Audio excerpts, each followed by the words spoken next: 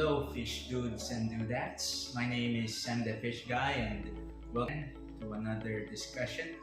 Here we're talking about the Walstad method and the effects and the advantages of doing said method. But first of all, I just want to do an introduction on what is the Walstad method. So the Walstad method is a method designed and made by Diana Walstad, a biologist that well known in the aquarium community that was developed 20 years ago. So basically, it is a method wherein we use just regular old garden soil, not aquatic soil, not those soils designed for specific aquarium hobbyists, but just the regular soil that you can use and find outside. Now, this type of method is not something that I would recommend a beginner. If you are an intermediate or even an expert in fish keeping, this is something I would highly recommend to you, specifically if you like aquatic plants.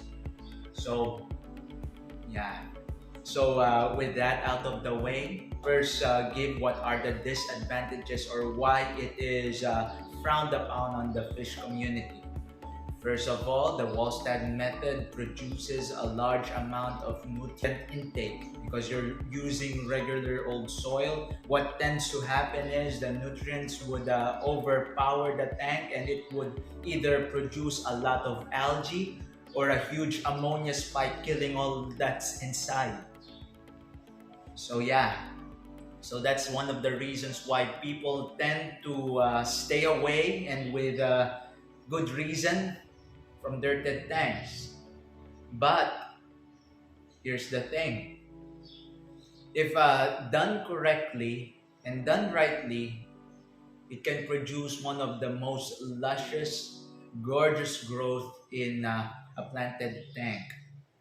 So yeah, I would highly recommend a person that is intermediate in fish keeping and who is in love or enamored by plants to start this. Maybe you're struggling with plants, just can't get them to grow, and you've been doing all the other stuff, and all the other options seems too expensive. Maybe this low budget, cost friendly solution could pique your interest. Not only does it induce large growth in plants, but it also helps with the cycling of your tank. Yes, you heard me right. It helps with the cycling of your tank. If you would layer a sand cap about 2 inches, the excess nutrients would not leach into the water column, providing a more stable and more efficient way of keeping plants inside of your aquarium. Second of all, because you are putting a lot of nutrients at the very bottom, it also helps with the maintenance of bacteria that breaks down decomposing matter and makes it more stable and sustainable for your fish. So yeah, there are certainly a lot of downsides, but there are certainly a lot of upsides when it comes to the Walstad method. Now, how do we then start with the Walstad method? How do we do this in our tanks, and what is the minimum requirements in doing such methods? So, in doing such method, you only need 2 main parts. First of all, just your regular old garden soil. Yes, you heard me right, just your garden soil, the soil you can get outside your lawn. If better, if you are close to a body of water, a creek or a stream, use that dirt. Some dirt over there, that would be better. Put that in the very bottom and then cap it with 2 layers of sand.